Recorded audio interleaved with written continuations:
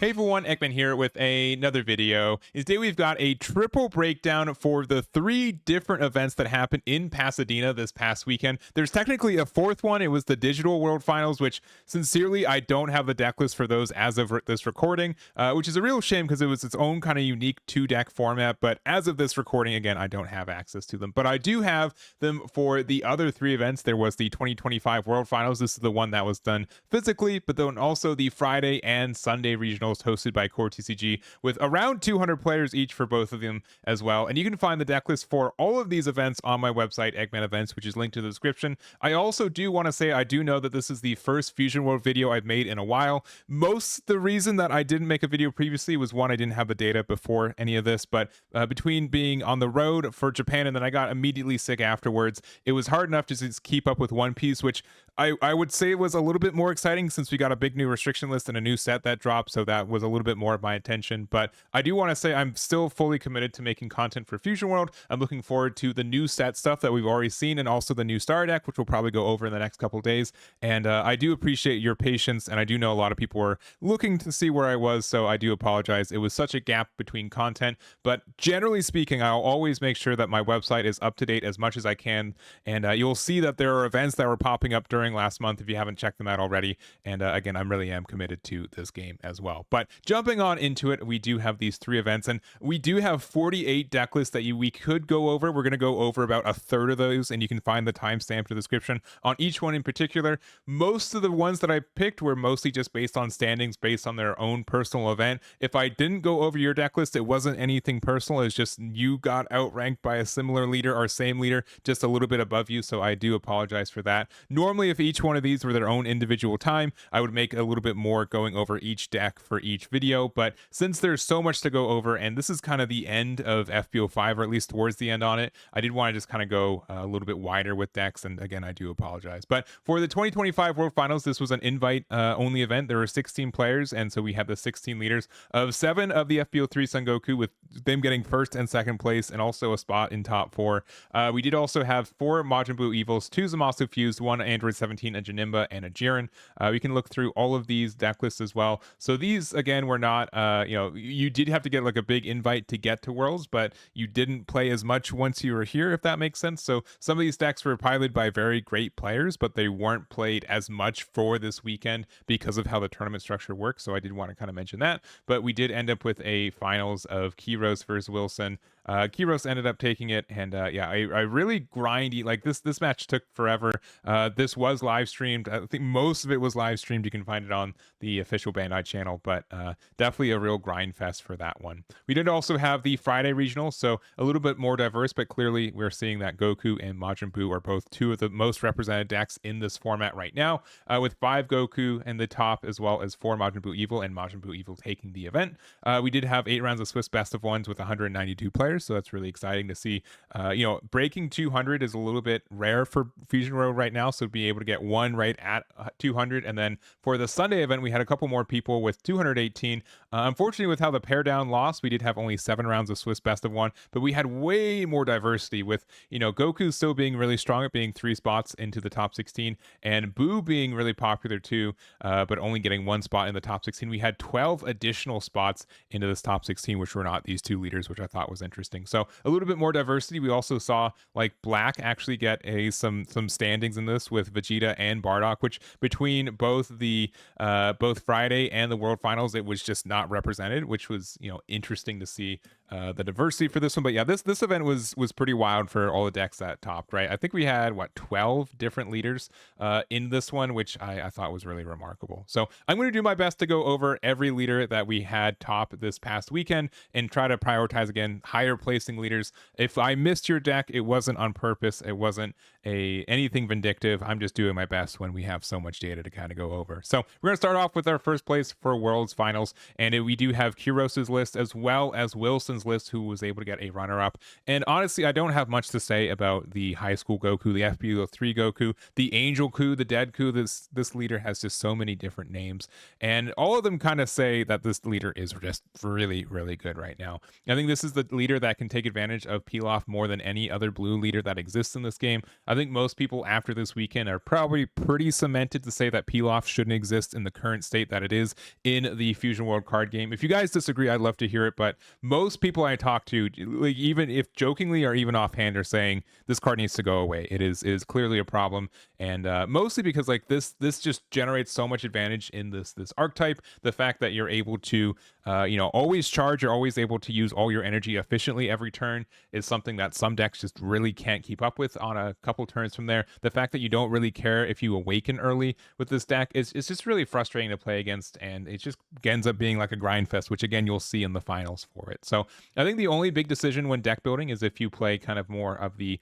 standard packages, I'll say this, which is the Saiyan City stuff, or if you end up adding the Great Saiyaman 2 and Great Saiyaman, usually about 2 to 3 copies between each one of these cards. So it is like another way to generate 2 bodies off of one, especially if you play Great Saiyaman 2 off of popping your high school. You can get a lot of advantage for only paying 2 energy during that current turn. So I think that's something that helps the deck a lot. It's a decision point for sure, but in general, this deck is really strong. You have to have a way to answer it, and I don't really know the best way to do so unless they just don't happen to see their peel off or get their loop started.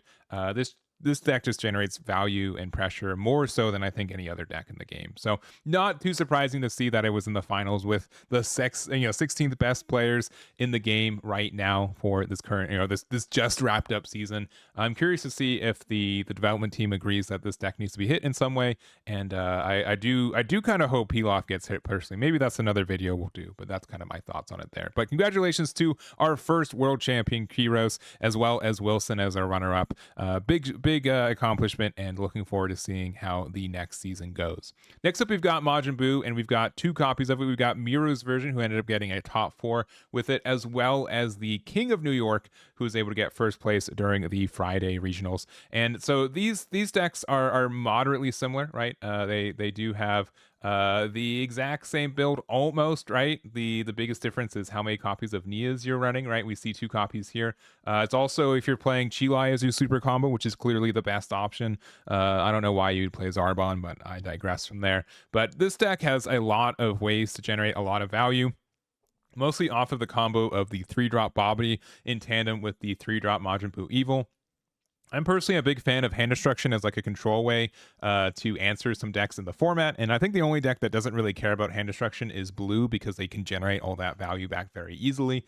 But against a lot of other decks in the game, they just can't keep up with this constant pressure. And if you do kind of keep up with it, then if you go down to 3 life, you generally just lose. A lot of decks just kind of fold to the amount of pressure that Majin Buu Kid with Majin Buu Kid and Leader Effect, all that in tandem with either like playing another Bobbity or something like that, you can just put out a lot of pressure and make it very difficult for your opponent to defend, especially if they only have like 7 cards in hand and are a 20k base leader. So I think Majin Buu Evil is probably the de facto second best leader in this game right now. I think that high school is still the best one right now.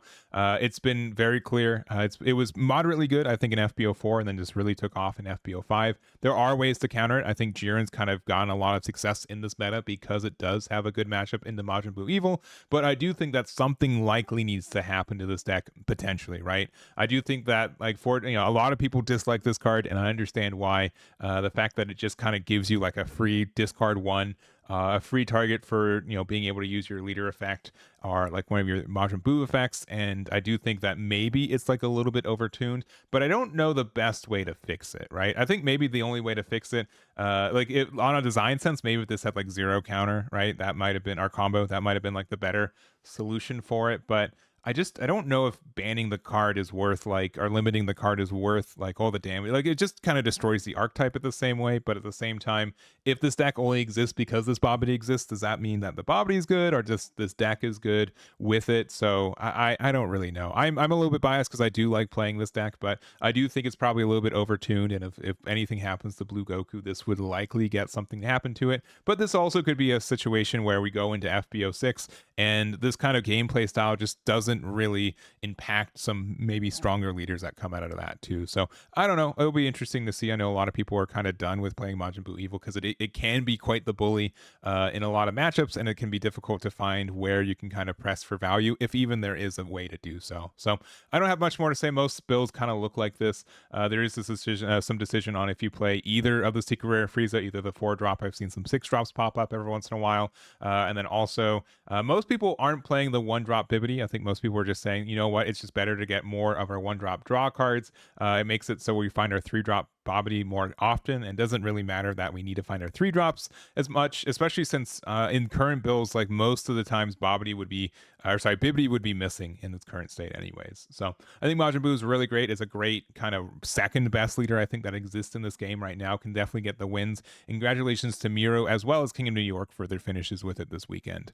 Next up, we've got Jiren. So this is MagicFingers, and they were able to go undefeated and get first place on the Sunday regionals with this build. And Jiren's just kind of a weird force that exists in this game right now. I thought that it was kind of over when we got FBO5. Yellow seemed it was going to be very strong, and the 4-drop Frieza just was a really strongly worded card, and it still is, right? It's still being played in a lot of decks that are around, including the Majin Buu Evil, which we just went over.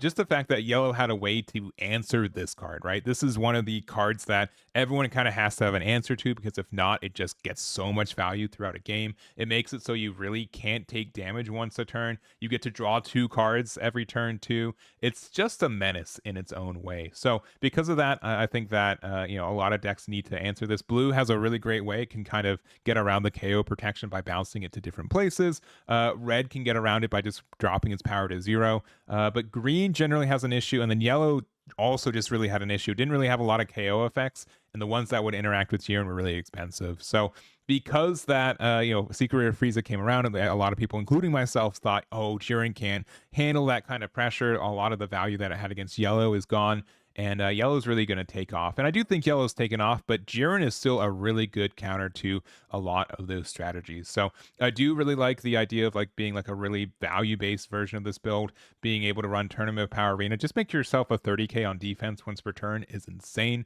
It stops a lot of free attacks and gets you a lot of value, which I think is strong. We are playing some Topo, which I've been seeing this card pop up a little bit more often in builds of Jiren, which generally speaking, I didn't think this was a very viable card, but the when KO'd effect is mildly good, but the fact that you are able to get rid of a 25k power less very easily just on a discard is strong too. So I'd be curious to see what people's reasoning for running this a little bit more, but I do think it's strong. It's kind of like just a bigger version of this Vegeta, though it doesn't have as much protection, and I think this has like better end game potential, making it like a 50k by ditching 2 cards is very, very strong. I do think Son Gohan Adolescence has been more popular, especially with the advent of more of the high school decks. This is really good for just clearing a board of Pilafs if they played one last turn, and just kind of getting a lot of value. Like red's a really good like toolbox color. Jiren is really good at surviving to the late game. My issue with the deck is that sometimes it doesn't have a lot of resources in that late game to take advantage to the fact that you got there, but I do think the deck is really strong, and I know a lot of people who hate this card for probably good reasons. This card can just warp a lot of matchups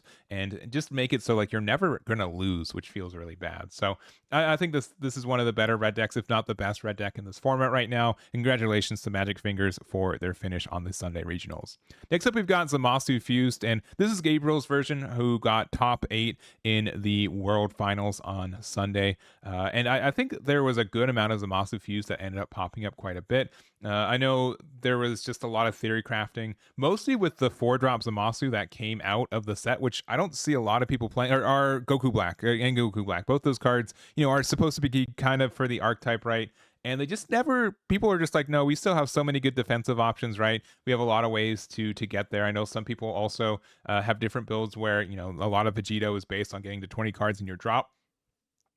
This deck just never dies, right? It takes a long time to get there. So sometimes you just naturally get to 20 cards with there, and then you start, being able to abuse those effects at the same time. So I do think that's something that's important. I did also see a lot more of this Vegito than I've been usually seeing. This was something that I was putting in my builds at the beginning of the format, and then I'm like, oh, this isn't doing anything. It's rotating out. And then it's interesting to see people rotate back into it. So I think it's mostly because, this is an expensive card, and the fact that, keep into your hand early game as a 6-drop is kind of upsetting. There are some like, it's kind of expensive too, so there are some like weird times where like, oh well, I can use this to later use it. If I need to use like my leader ability on the backside to discard a card, I'd rather use the card with no counter or combo and then be able to get it back. So and sometimes like just 5-drop Vegito is like kind of better in its own way. So I like the flexibility for it. We don't have like a lot of like self-mill cards, but it is something I think is worth it. We also have like a bunch of event cards,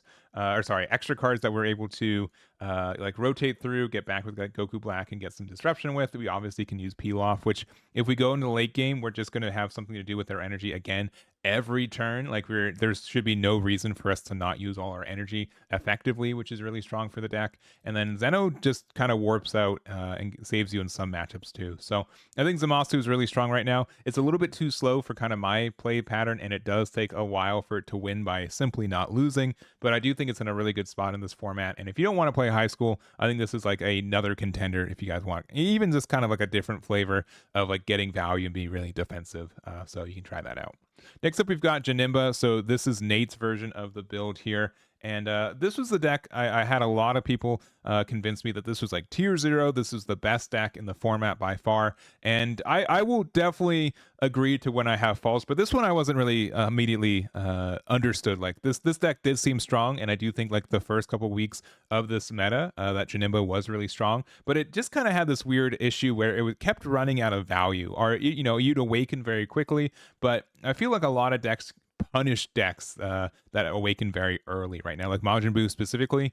Once they get down to 4 life, you can really bully them with 30k swings twice per turn by making it so like you have to answer every attack going forward, because if not, they're going to do a big double strike, all in kind of scenario. So I do appreciate like all the additional plays that Janemba gets, and I still think the deck is strong. I'm not saying that it's bad, but it's definitely not the best yellow deck in this format right now. I still think that's Majin Buu Evil. I do like the unique combos that you get with this leader that you don't get from a lot of others, which is really strong. And I do like the different changes that Nate made specifically in his build. So one way I've been seeing the build play is specifically make a bunch of different 1-drops and be able to use them to just get a lot of draw. Make sure that when you untap your 2 energy, you get a lot of your value back, which is really strong. But I do think that the adaptation of adding the Vegeta is really good. Being able to get like some removal on some 3 costs is great when we don't have a lot of like hard removal in this deck in the first place.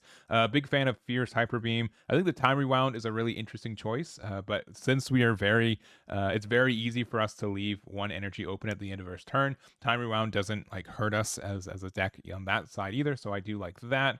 We still take advantage of Majin Buu Evil just being a really good generic 3-drop in this deck. We also get some weird combos too, so like we can like play Kui, and then we can, if we have Majin Buu Evil on the board, we can pop the Kui, we get the card draw, they get the card discard, and then you get to rest something of theirs. On top of that, it's like just being able to play it as a blocker in some matchups like green where they really have to KO it. It's a really good card, I think, in those kind of situations. So I don't have much more to say. I definitely think like yellow is one of my favorite colors in this game. It's a little bit sad with how many resources and different ways to play the color. Most people are just playing Majin Buu Evil because I think that's the most optimized way to play it right now. I do think Janemba is still really interesting, and I'm looking forward to seeing how other builds develop, especially with maybe some new stuff coming out of FBO6, and we'll see that in the next couple weeks as well. But this is the build from Nate, and then we also have Spaceewolf. So this is from the Sunday regionals. I believe he got 2nd place, and then we also had Bardock. So this was DarkLaw. I believe he got 4th place. But it's been really interesting to see where like Baby Vegeta was one of the strongest decks, I think, in the FBO4 meta, right? And it got some new support even. But other than that, like it just wasn't, it's not doing a lot in this format. I think it's pretty fair to say. And like Gogeta's not doing a lot. Son Goku GT, like Bardock has got this 1 top that we just saw, but generally speaking, like I feel like this is one of the worst colors in this game right now, and mostly because like nothing really came out of FBO5, right? We got like 1 super rare, right? We got the Son Goku one, which isn't a GT card, which is really important for like the flavor and the searching and dependency on a lot of the other stuff in this kind of most of like the rest of like what Black's trying to do. Like it's a good like double strike that is also, or like double attack that's able to also get you some card draw. So like this is not a bad card, right? But it doesn't really have a lot of synergy with what everything else is doing. Like Gogeta can take advantage of this card. better than any other leader right now, but it's not worth playing an entire deck around, I find. So we're still playing like the kind of general kind of baby strategy. We're also playing like Super Baby 1, which generally I don't see this card played as much in these decks. Generally, you're playing like the Grade 8 Baby, but you don't play as much of like the Machine Mutant package or Brainwash package to make this worth it. But they found it was worth it, and I think that's something worth noting. Glorio is still a really strong card, and we are trying to kind of just generating as much of our energy markers as we can. We're also not playing like the new Bulma card that we could be playing, which I think is fair, but it is worth noting that we're not playing that card. We are playing Super Oobs, which is from FBO4, which is not like an FBO5 one.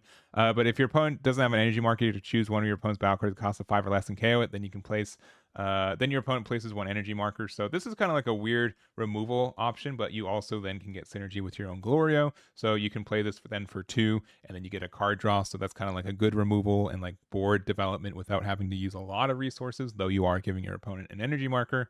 And yeah, I don't know. It's just, I feel like there's a lot of cool combo potential that black gets to get. But it's just always so weird when like sometimes you need an energy marker, but you have to go first so you don't get it. Like this has always been kind of one of my biggest like polarizing issues with this deck in general. So we'll see if we get some more support for this. I think we get like a big like different archetype from FBO6 from what we've been seeing with like the King Piccolo stuff, but I think this deck is still good, but it definitely is missing something that I think a lot of other decks are seeing in this format. But this is a really big accomplishment, and congratulations to Spaceewolf for their finish there. The next up, we've got Bardock, and generally speaking, this is one of my favorite leaders in the game. It's just really basic, right? The fact that you're just a 25k base leader when attacking on the other side, the fact that you can kind of sneak an extra card draw semi-consistently, right? Like he can play the whole deck archetype.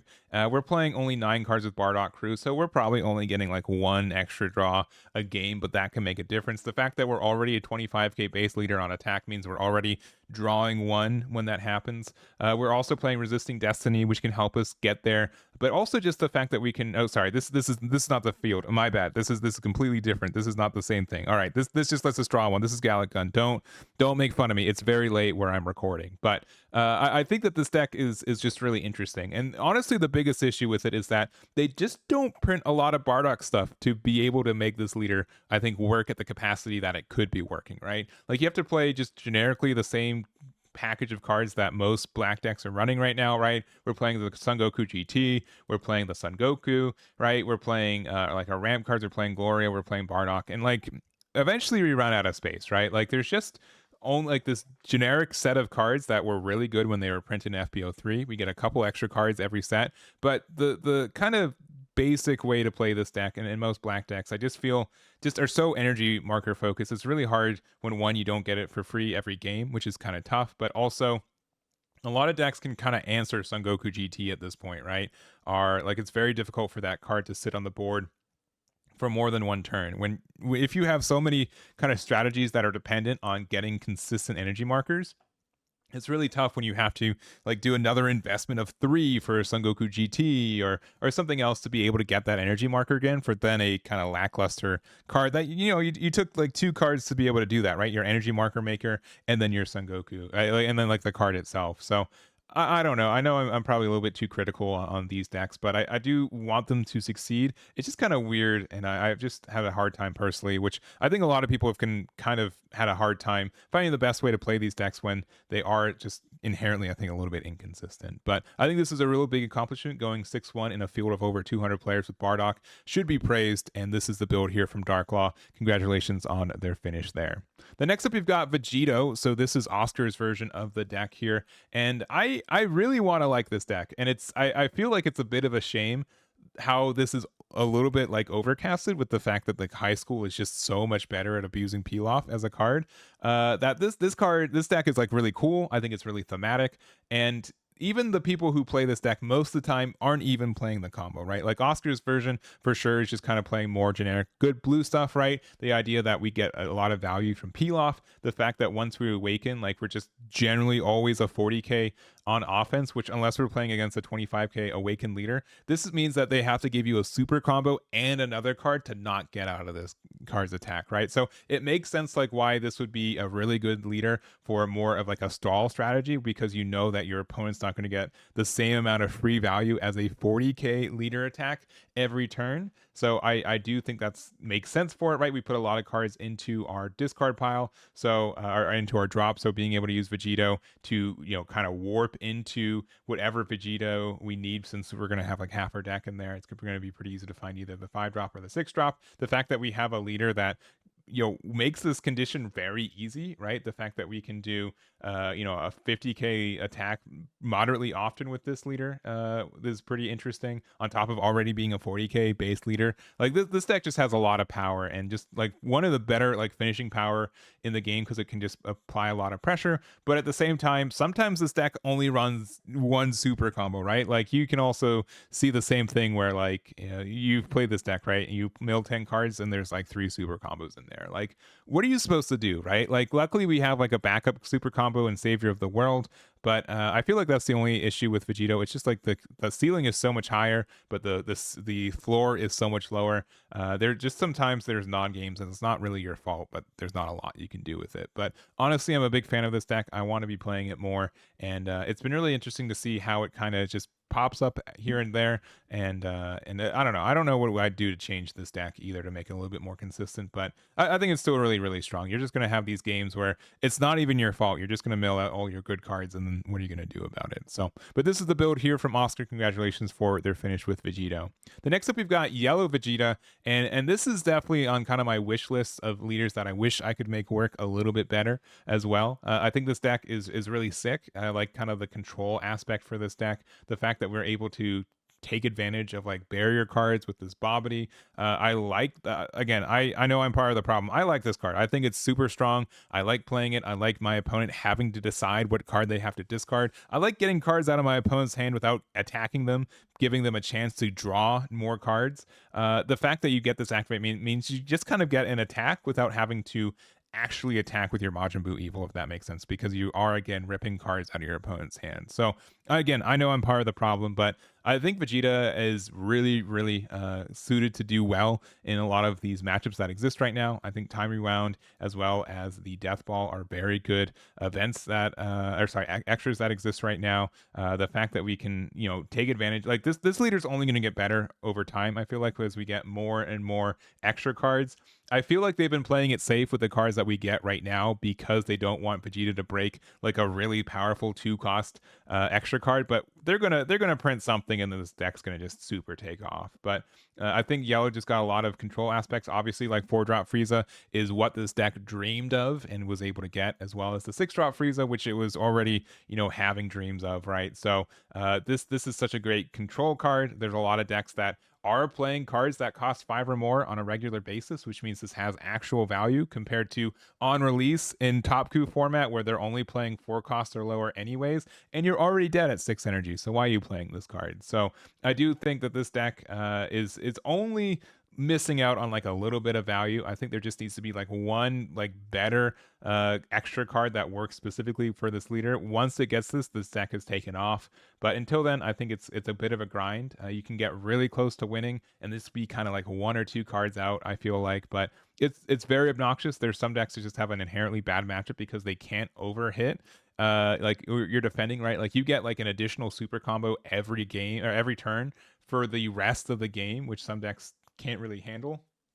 And I think that's something that's just really strong that kind of only Vegeta can do, which I think is really interesting. So I don't have much more to say. I wish I had more reps on this leader in general, but I think this is a really sick build, and congratulations to Brock for their finish with Vegeta.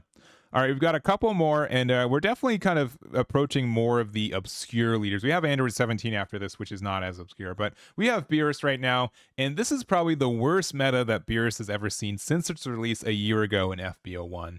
And I think that's really saying something. This is still probably one of, if not the best removal-based leaders in this game. I think the biggest issue with Beerus is the fact that we are a crit leader on the front side. Sometimes it's a benefit, but I think in this meta right now, it's a detriment. It's something that just makes it a little bit tricky for you to be able to find your pieces more consistently when you're getting to your removal cards. And sometimes you just need more cards for defending, and you don't want to awaken as early. I've kind of mentioned that a lot of decks really punish, decks that currently try to like turbo into Awakening as soon as possible. And I think Beerus generally is one of those decks because you do want to get that additional card draw once you are awakened with your leader attack, and so you are kind of missing out on it. So I do think that this deck was a little bit interesting on its build with the inclusion of like the 3-drop Son Goku from FBO2. This just gives us another 25k crit attacker, which I thought was interesting. So between like the Khalifa and the Son Goku, which this is also a Tournament of Power, so this is playable off Kefla at the one copy that we're afforded right now. So that is important. I did also find it interesting that we're playing 3-drop Beerus at 4 copies, but we're playing only 3 copies of 5-drop Beerus. I kind of feel like it needs to be 4 and 4 because it's such an important combo piece, but it doesn't even seem like it's the main center of this deck compared to where I've seen it for a lot of other people. Generally, to kind of follow this up, I see a lot of people play like 1-drop Whis to be able to help you find or not Whis, Shin, 1-drop Shin, my apologies. 1-drop Shin to be able to help you find your Universe 7 cards, which can be Beerus, either one of these, and can also include your secret rare to kind of like not lose at the end of the game. But I find it kind of absent in this build, and instead of just kind of maxing out on your draw 1 tutors. So I think this is an interesting build, not one I've really seen before. I did like Beerus in previous formats, and I do think it's been one of the most consistent decks in this form and in the game since release in FBO1. But it's definitely like a little bit lackluster right now, and I think that's fine. Like it's had a good run, but it is interesting to see it still top here and there. So this is the build here from ComeBackKiiDD. Congratulations for their finish with Beerus. And then next up we've got Aandroidd 17. So both these builds are from the Sunday regional, and the reason I kind of pinpointed these is because they kind of have the 2 different builds that exist for Aandroidd 17 right now. Going over to Raya's version of the deck, this is kind of like more of the quote-unquote traditional version. There's kind of like 3 different speeds you can play this deck. Really aggressive, which is the first build, which we'll talk over. This one, which is kind of like mid kind of aggression, where we are still playing Nappa and we still have like our top end, but we don't have as much of it. And then we have like the super duper control heavy, like we're playing the lab, we're playing like a lot of ways to recur our extra cards, and it's really tough to be able to play against all 3 of those different builds that exist at the same time. You're like, oh well, if they're playing the slow build, I have to be really aggressive. If they're not playing that, I'm giving them more advantage for them to kind of win next turn, and it's kind of tricky to find a way to answer Aandroidd 17. So I kind of mentioned how Beerus is one of the best leaders that have ever existed for this game. Aandroidd 17 is probably the best leader that's ever existed in this game based on its track record. It's always been moderately viable. I think with the help of the FBO2, Aandroidd 17/18 has made it really hit the mark. Set 1 is probably the worst it's ever been, and like set 2 beginning because like how good Topku was, but since then this deck has been very, very viable in every format that it's seen. So I do think it's been a little bit less represented in FBO5, but it's still here, and I think way more prevalent than Beerus is, at least. And I think part of it is with these different builds. So again, this is Raya's version of the build, which is I think pretty standard for what we've been seeing. Nothing really new from FBO5, but then there is also kind of a newer way to build with it, which I've been kind of tinkering with myself and finding a lot of success with as well. So this is Ryan's version of the build here, and it's kind of like the shotgun build, which the community's kind of been talking about or naming it in that way. And the idea of this is that we just are very, very aggressive. We have this new secret Goku that came of FBO5. This is supposed to work with the green Goku leader, which I also independently love that deck, and it's a real shame to me that it didn't top any of the events that we saw. But this being able to, if you don't have a Son Goku with a cost of 7 in your battle area, you get to make this a 3 cost. So why this is so important is that I think that Aandroidd 17 and green in particular is the best deck to have aggressive extra cards in this game right now, right? You have Instant Kamehameha, which if you're not gonna, if this is the last turn of the game, it doesn't matter. You go down to 0 energy or whatever. Gigantic Meteor, 1 energy. Obviously, this is known for its defensive prowess, but you can use it offensively too. Earth Destroying Blow, 25k for 2, but also lets you draw a card, so it can be like a 30k, even a 35k. If you get an Instant Kamehameha, you spent 2 energy and 1 card to be able to make plus 40k, right? Which turns this into an 85k double strike by itself. So the idea that this deck is really good at ramping very effectively, making it so your opponent kind of has to respect how much aggression you're putting out, and then you can just end it all with like this huge double strike of like I've gone to like 200,000 sometimes. It's absurd how big you can make this because you have like 9 energy and then you only use 3 to make your double strike. and the rest of them are you're using for your cards that not only are good in their own way, but like Cell Jr. can recycle them for free, which is absurd. And you can just get like, even use like Bulma to find other ways to draw cards. Like even like Aandroidd 18 gets the job done. Our leader's already attacking for 30k offensively, as long as we get to 6 energy, which we can do very quickly with the helps of Nappa and Aandroidd 17, 18.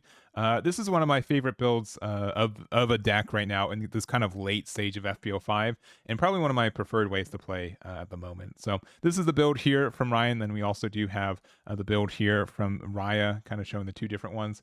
And I think Aandroidd 17 is really interesting. I don't know if 17, 18 is going to survive. I know a lot. This is probably the second most complained card, but maybe third. I don't know if Bobby's surpassed it, but this card's definitely been getting a lot of value lately, and since honestly release in FPO2, and I'll be curious to see if it's able to retain its 4 copies in every Aandroidd 17 deck, because it just kind of deteriorates and makes it so you can't play really any other ramp decks, because this is clearly the best at doing it because of this card. So we'll see from there, but congratulations to our Aandroidd 17 players. And then we also got Cell, which this was not on my bingo card. If you told me I don't think Cell is gonna top this entire format, I would generally believe it. I think that this deck is really tough to get advantage of.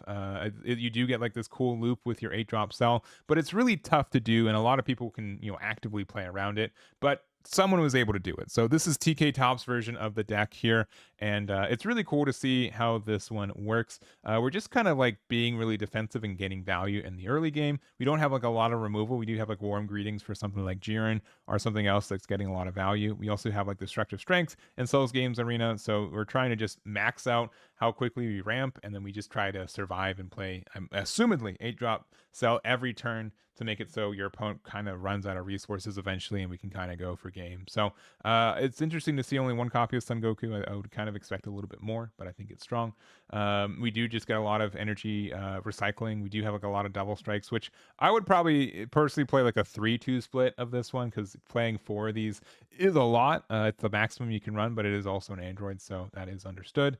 And I don't really have much more to say. It's a deceptively simple deck build, right? Everything's at 4 copies, except for we're playing 3 copies of Instant Kamehameha on 1 Goku, and then 2 Warm Greetings, right? That's it, right? We're just maxing out our copies. Very condensed list, but I think a lot of people just don't know how to play against Cell, because it's not very often that they do so. And I do think that there's a lot of decks that do just play into the strengths of this card, which means that you're playing this big 8-drop body that's hard to remove.